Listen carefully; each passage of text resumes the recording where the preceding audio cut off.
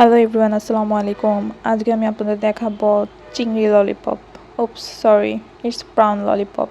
তো তার জন্য আমি কিছুটা চিংড়ি মাছ নিয়ে নিয়েছি, তারপরে রসুন বাটা, আদা বাটা, সামান্য মরিচের গুঁড়া, লবণ, দেন হোয়াইট পেপার, সামান্য লেবুর রস, সাথে সয়া সসও দিয়েছি। তারপরে এটা ম্যারিনেট করে কিছুক্ষণের জন্য রেখে দিব রেস্টে। দেন তারপরে হচ্ছে একটা পাত্রে কিছু ফুলকপি নিয়েছি, এটা হলো সিদ্ধ করে দিয়েছি। সিদ্ধ করার সময় কিছুটা লবণ দিয়ে দিয়েছিলাম। দেন তারপরে সামান্য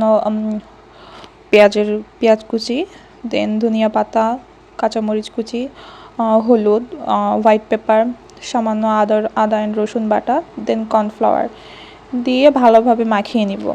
তারপর আমি একটা সাইডের ডিম নিয়েছি, ওটা ভালোভাবে ফেটিয়ে নিব। তারপরে আমি সেটা পরিমাণ মতো দিয়ে দিব।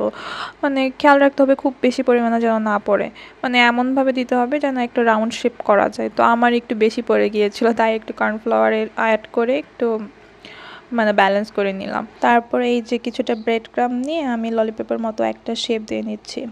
তারপর আবার ডিমে ডুবিয়ে নিয়ে তারপর আবার একটু ব্রেড ক্রাম দিয়ে কোট করে নিব।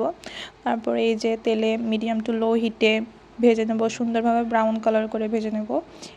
এপাশ ওপাশ উল্টিয়ে সুন্দরভাবে ভেজে নেব। এক এক করে আমি সব ভেজে নিচ্ছি। এই যে এরকম কালার হবে কিছুটা। তারপরে এই যে টেনটেনা, রেডি টু সার্ভ। ভাই, ইউ কান্ট ইমাজিন, এটা এত খেতে মজা। বাসায় অবশ্যই একবার ট্রাই করবেন, অনেক মজা, অনেক অনেক অনেক অনেক মজা।